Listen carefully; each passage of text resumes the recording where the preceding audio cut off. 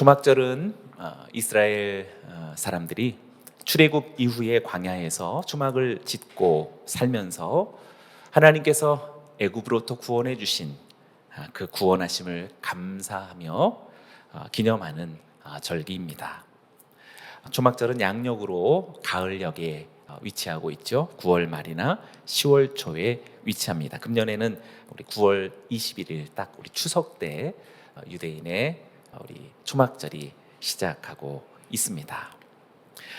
이러한 초막절은 후대로 가면서 이스라엘이 농사가 시작되어지는 그 시점 속에서 농사와 아주 밀접하게 관련하는 그런 절기가 되었습니다.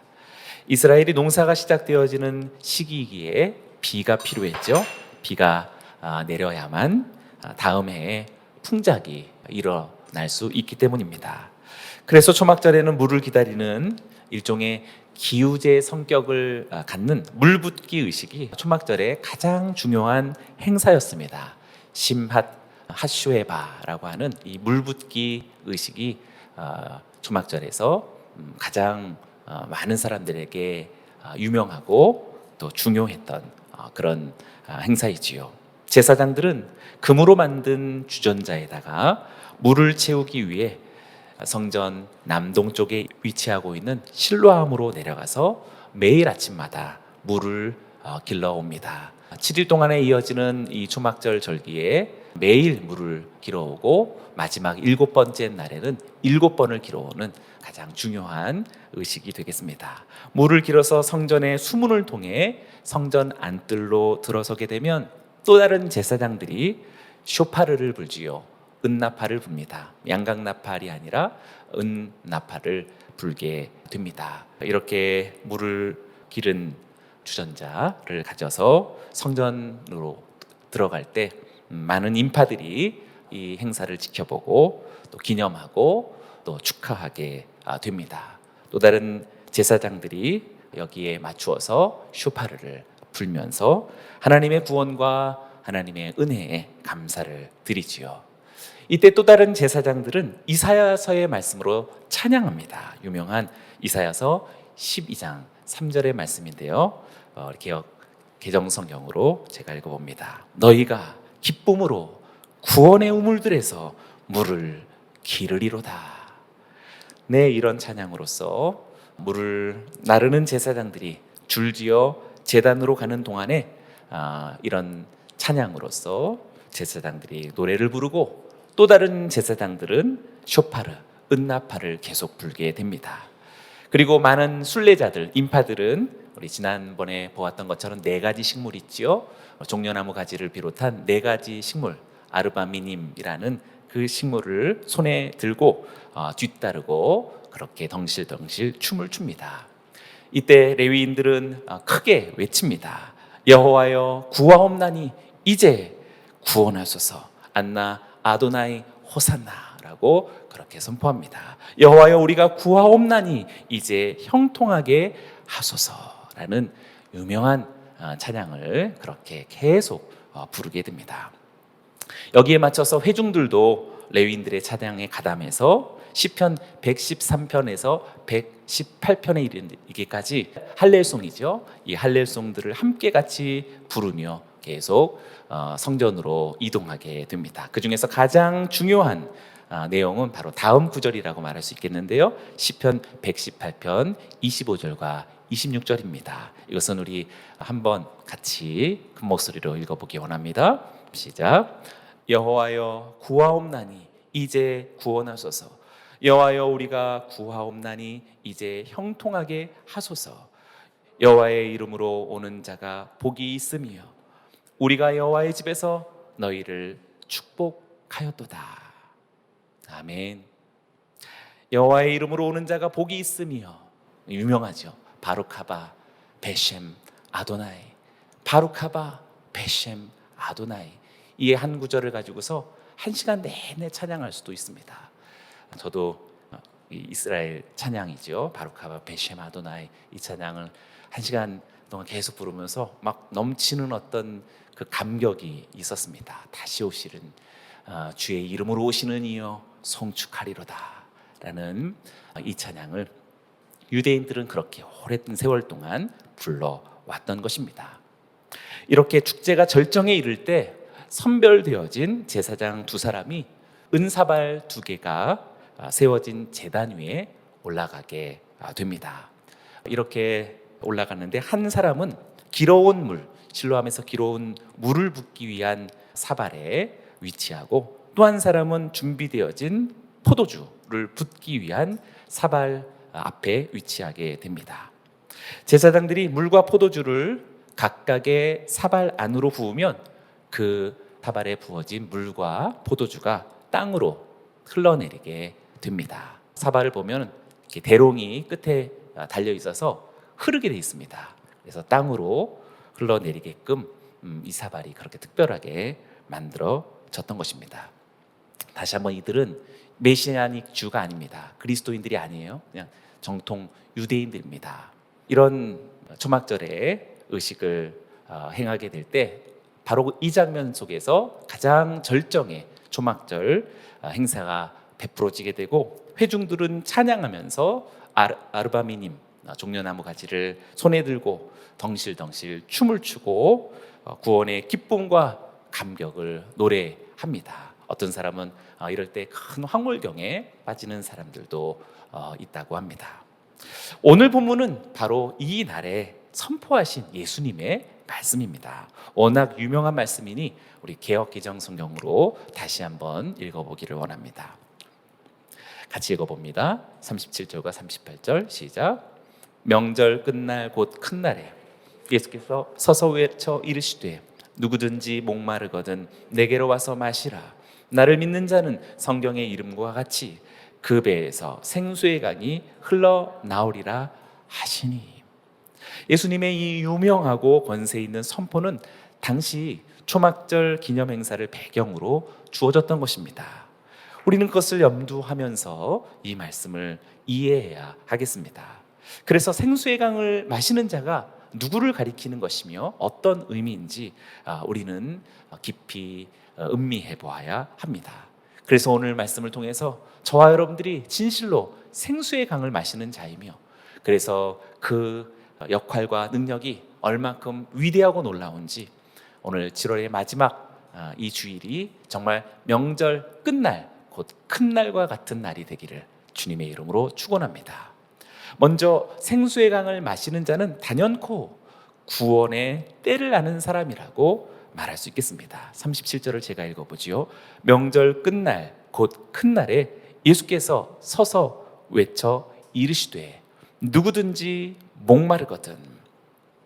앞부분에 분명히 말하죠. 명절 끝날 곧 큰 날이라고 예수님께서 지금 이 말씀을 선포하신 날이 언제인지를 말하고 있습니다. 여기서 큰 날이라고 하는 것은 호산나 라바는 크다라는 말이죠.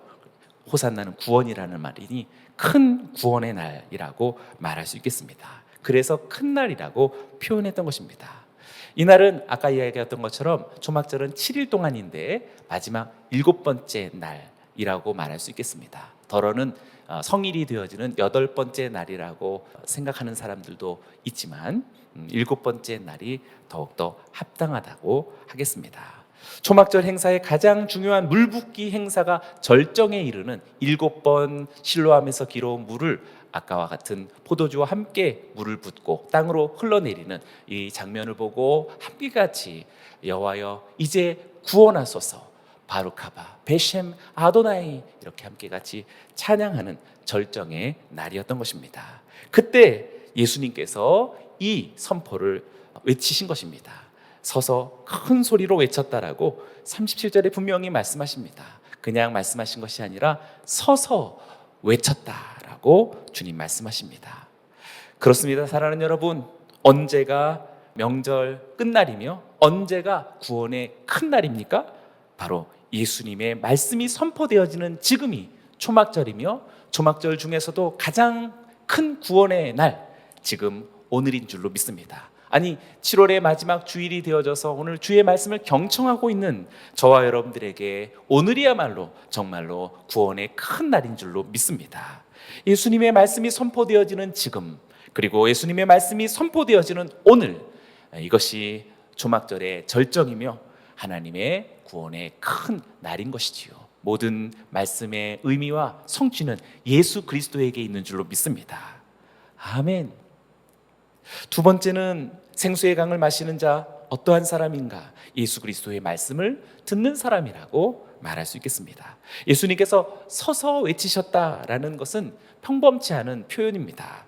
이것은 예수 그리스도의 신적인 열정과 의지를 담고 있는 것이지요. 우리는 이미 부활절 이후에 말씀을 함께 같이 나눈 바가 있습니다. 부활절 이후 디베라 바다에 나타나신 예수님께서 바닷가에서 고기를 잡고 있었던 제자들을 향하여서 큰 소리로 외쳤던 것을 알 수 있습니다. 여기 지금 이 초막절 말씀도 예수님께서 서서 큰 소리로 외쳤다라는 것은 어쩌면 잠언서의 말씀을 성취하는 것이라고도 말할 수 있겠습니다. 잠언서 8장 1절에서 4절은 이 장면을 너무나도 잘 알고 있었던 것 같습니다. 제가 읽어봅니다. 지혜가 부르지 않느냐, 통찰력이 소리를 높이지 않느냐, 길가의 높은 곳, 길이 만나는 지점에 지혜가 서 있다.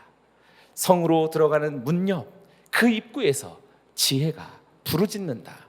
오 사람들아, 내가 너희를 부르고 너희들에게 소리를 높인다. 할렐루야.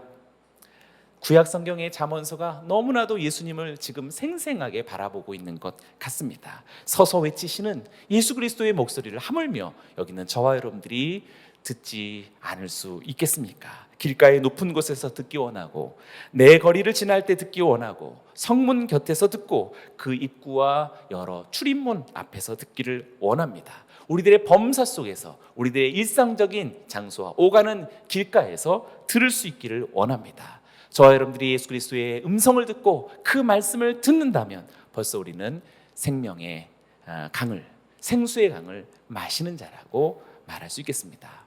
그렇다면 예수님의 소리, 예수님의 말씀은 구체적으로 무엇일까요? 오늘 37절 말씀 하반절에 누구든지 목마르거든 내게로 와서 마시라고 주님은 말씀하십니다. 들을 수 있는 비결, 주님의 음성에 귀 기울이고 그것을 경청할 수 있는 비결은 목마름에 있다는 사실을 알게 됩니다. 목마른 사람은 누구나 들을 수 있습니다. 사랑하는 여러분이요, 저와 여러분들에게 혹시 목마름을 잠시 잊었다면 우리는 다른 것에서 그 목을 해결하고 있는 중이기 때문일 것입니다. 그러나 사랑하는 여러분, 다시금 돌이켜서 근원적인 목마름을 해결할 수 있는 우리 모두이기를 원합니다. 우리 모두는 사실상 본질적으로 목마른 인생입니다. 우리 모두는 광야를 지나는 인생입니다. 삶에 있어서, 인생에 있어서, 물질에 있어서, 건강에 있어서, 관계에 있어서, 사업에 있어서 우리들은 범사 속에 갈급함과 목마름을 느낍니다. 그래서 우리는 단비를 바라는 메마른 땅과 같이 광야를 지나는 곤고한 나그네들이기에 우리는 진실로 오늘 주님의 말씀처럼 목마름을 간직해서 주께로 나아가 해결할 수 있는, 물을 마실 수 있는 저와 여러분들이 되기 원합니다. 예수님에게로 나아가서 초청하시는 그분의 초대에 응답하여서 주님께로 나아가 그를 마시되 벌컥벌컥 마실 수 있기를 원합니다. 주님을 마신다라는 것은 어떤 의미일까요? 38절 속에 그 의미를 설명합니다. 나를 믿는 자는 성경의 이름과 같이 그 배에서 생수의 강이 흘러나오리라 라고 말씀합니다. 생수의 강을 마시는 자의 세 번째는 그래서 예수 그리스도를 믿는 자라고 분명하게 말할 수 있습니다. 예수 그리스도를 마시는 것과 믿는 것은 동일한 의미가 되겠습니다. 예수님은 나를 믿는 자는 성경의 말씀대로 그 배에서 생수의 강이 흘러나오리라고 말하고 있습니다. 여러 가지를 생각할 수 있대 단연 처음에 떠오르는 것은 초막절이 이스라엘 광야 40년을 회상하는 절기라고 했지요. 특별히 출애굽 당시에 물이 없어서 탄식하는 사람들에게 첫 번째로 나타났던 시험의 주제이지요. 하나님은 그들에게 반석에서 물을 내어 마시게 하셨습니다. 주님은 이렇게 우리의 삶의 갈증을 아시는 분이시며 우리의 과거의 아픔과 오늘의 탄식을 너무나 잘 아시는 분이십니다. 여기 있는 저와 여러분들의 삶에 어떠함을 아시고 그 궁핍함과 목마름을 아시는 하나님이신 줄로 믿습니다. 그래서 주님이 주시는 물은 우리들의 과거의 아픔과 오늘의 상처를 치유하고 고치며 회복하시고 온전케 하시는 진정한 능력의 물인 줄로 믿습니다. 여러분 이것을 믿으십니까? 아멘. 예수 그리스도를 믿되 온전히 믿고 더 열정적으로 믿게 되어서 진정한 우리들의 근원적 목마름을 해결하는 생명의 강을 마시기를 주의 이름으로 축원합니다. 두 번째는 비를 주심을 믿는 것입니다. 요엘 선지자는 여호와께서 비를 내리시되 이른 비를 주셔서 밀과 포도주와 기름이 넘칠 것이다라고 예언했습니다. 요엘서 2장 23절에서 24절이죠. 시온의 자녀들아 너희 하나님 여호와 안에서 즐거워하고 기뻐하라. 그분께서는 너희에게 가을비를 적절히 주실 것이다. 그분께서 너희에게 비를 보내실 것이다. 전처럼 가을비와 봄비를 내려주실 것이다. 다장마당에는 곡식이 가득하고 새 포도주와 새 기름이 큰 통에 넘칠 것이다. 할렐루야. 반석의 샘물을 통해서 저와 여러분들의 개인적인 목마름, 여러분의 인생의 목마름을 해결해 주셨다면 우리들의 삶의 저변 속에, 가정에, 우리들의 삶의 자리 가운데에서 곡식이 가득하고 새 포도주와 새 기름이 큰 통으로 넘쳐날 수 있도록 이른 비를 내리시고 또 늦은 비를 부어주시는 그런 주님이신 줄로 믿으십니까? 믿어야 합니다. 간절하게 믿고 열정적으로 믿는다면 그것이야말로 생명의 강을 마시는 저와 여러분들인 줄로 믿습니다. 스가랴 선지자도 여호와께 비를 구하라고 동일하게 선포했습니다. 우리들에게 소낙비를 내려서 밭에 채소를 주리라는 예언입니다. 스가랴서 10장 1절이죠. 봄비 내리는 철에 비를 오게 해달라고 여호와께 구하라. 여호와께서 먹구름을 만들고 그들에게 소나기를 내려 주셔서 밭에 채소를 사람들에게 주실 것이다. 할렐루야. 우리들의 현실적인 필요, 우리들의 각 생활과 사업과 모든 관계와 모든 여건 속에서 여러분들의 문제를 해결할 수 있는 근원적인 분은 바로 이른 비와 늦은 비를 내려주시는 우리 하나님께 있는 줄로 믿습니다. 믿으십니까? 구해야 합니다. 비를 구합시다. 오늘 저와 여러분들에게 주시는 회복의 단비를 구하고 바라고 오늘도 찾는다면 주님은 반드시 그 단비를 내려주실 줄로 믿습니다.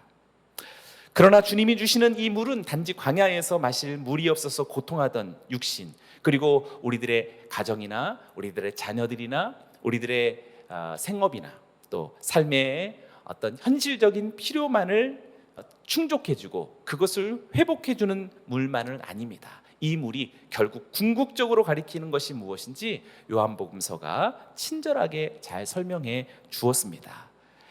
바로 39절의 말씀이지요.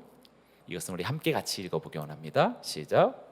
이것은 예수를 믿는 사람들이 받게 될 성령을 가리켜서 하신 말씀이었습니다. 그때까지 성령을 주시지 않았던 것은 예수께서 아직 영광을 받지 않으셨기 때문입니다.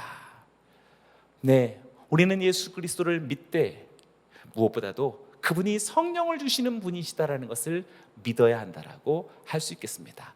반석에서 샘을 터쳐주시는 분을 믿으시며 그리고 비를 내리시는 분이심을 믿으시는 거며 마침내 성령을 부어주시는 분이심을 믿는 저와 여러분들이 되길 원합니다. 현실적인 회복과 성취의 물이기도 하지만 궁극적으로 그것은 신비한 신적인 물, 곧 성령 하나님을 가리킨다라고 성경은 분명히 우리들에게 증언했습니다. 신약 성경만 증언하지 않습니다. 이사야 선지자도 역시 44장 3절 말씀 속에 이렇게 증언했습니다. 나는 목마른 자에게 물을 주며 마른 땅에 시내가 흐르게 하며 나의 영을 내 자손에게 나의 복을 내 후손에게 부어 주리니.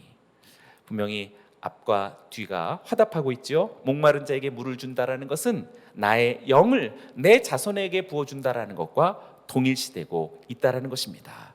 목마른 자에게 물을 주시는 것이 하나님의 영이 다음 세대에게 부어지는 것과 동일한 것이다라는 사실을 말하고 있고 이것이야말로 진정한 복이다라는 사실을 주님이 이사야 선지자를 통해서 예언했습니다. 여러분 이것을 믿으십니까? 여러분들에게 성령이 부어지고 여러분들이야말로 진정한 복의 근원이 되는 저와 여러분들이 되기를 주의 이름으로 축원합니다. 그렇습니다. 사랑하는 우리 귀한 가족들이여, 비가 온다라는 것은 생수의 강이 흐른다라는 것이며, 생수의 강이 흐른다라는 것은 치유와 회복과 우리들의 모든 삶 속에 분명한 성취와 또 형통함이 있다라는 것이요, 소송함과 풍성한 결실이 있다라는 것이요, 그리고 마침내 그것은 성령을 부어주신다라는 것으로 종결될 수 있습니다. 오늘 목마른 삶의 자리 속에서 예수 그리스도의 말씀을 듣고 그를 믿는 모든 자들에게 오늘 이 아침 예배하는 저와 여러분 모두에게 하나님의 성령의 역사가 이루어지기를 주의 이름으로 선포합니다. 아멘. 그런데 중요한 것이 있습니다. 오늘 39절에 하반절에 괄호가 묶여 있는데요, 저는 이런 괄호가 묶여져 있는 구절들이 더 중요한 내용이라고 생각합니다. 내용은 이렇게 말하고 있습니다. 그때까지 성령을 주시지 않았던 것은 예수께서 아직 영광을 받지 않으셨기 때문입니다 라고 아주 상세한 안내를 해주고 있죠. 여기서 말하는 영광이 중요한 단어가 되겠습니다. 지금 요한복음의 저자가 생각하고 바라보고 있는 영광은 다름 아닌 예수 그리스도의 순환과 죽으심입니다. 순환과 죽으심이 아직 이르지 않았기에 저들에게 아직 성령의 임재가 있지 않았다라는 그런 설명인 것이지요. 순환과 죽음을 영광으로 바라보고 있는 요한복음의 독특한 그런 영성이라고 말할 수 있겠습니다. 그리고 이 순환과 죽음으로서의 영광은 마침내 성령의 강림이다라는 위대한 하나님의 구원의 역사가 우리들에게 이루어진다라는 사실을 말하고 있습니다. 예수님께서 순환과 죽으심을 대신 받으시고 마치 반석이 터지듯 자신의 배가 터져서 생수의 강이 흘러나게 하심으로 인하여서 그를 믿는 성도들의 배도 역시 함께 터져서 생수의 강이 흘러나게 되는 것이지요. 그래서 나를 믿는 자는 그 배에서 생수의 강이 흘러나리라 에서의 그 배가 학자들마다 예수님의 배를 말하는지 아니면 성도들의 배를 말하는지 분분합니다. 그러나 저는 두 가지 다이라고 생각합니다. 예수님의 찢겨진 배를 통해서 쏟아진 어떤 광경이 있음을 우리 요한복음의 저자가 분명하게 그것을 목격하고 우리들에게 증언해주고 있지요. 요한복음 19장 34절의 말씀을 한번 보기 원합니다. 제가 했습니다. 대신에 그중 한 군인이 창으로 예수의 옆구리를 찔렀습니다. 그러자 피와 물이 쏟아져 나왔습니다.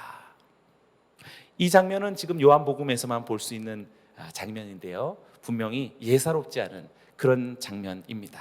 아까 우리가 보았던 사진 중에 초막절에 선별된 제사장이 피를 기원함을 위하여서 제단에 올라가 한 사람은 물을 붓고 한 사람은 포도주를 부었던 것이 유독 대롱에 매달려서 땅으로 쏟아지게 했던 그 이유는 무엇일까요? 그들은 유대인입니다. 예수 그리스도를 전혀 생각하지 않는 사람들이지만 예수 그리스도의 저 십자가에서 장엄한 장면에서 물과 피를 쏟으시는 장면이야말로 진정한 초막절의 완성이다라는 것을 보았던 그런 영적인 눈이 아니겠습니까?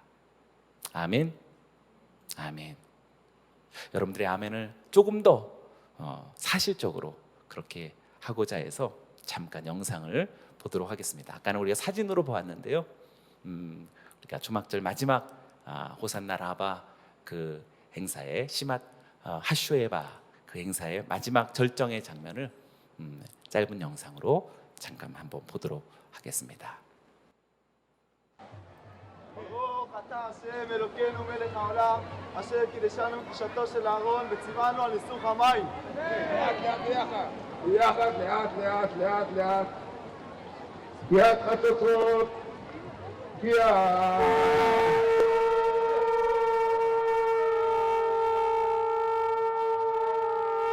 ברית רוח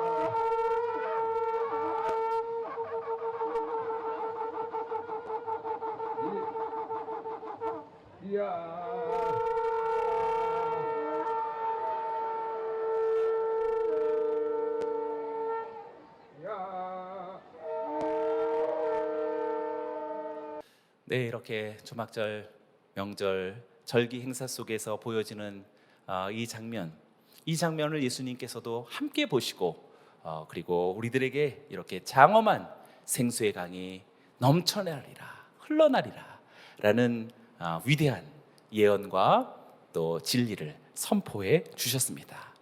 그러니 사랑하는 여러분, 믿음이란 성부의 장엄한 사랑을 믿는 것입니다. 믿음이란 성자께서 성부의 말씀과 뜻을 순종하여서 위대한 십자가의 장엄한 죽음에 이르기까지 자신을 들이신 그 헌신과 죽으심을 믿는 것입니다.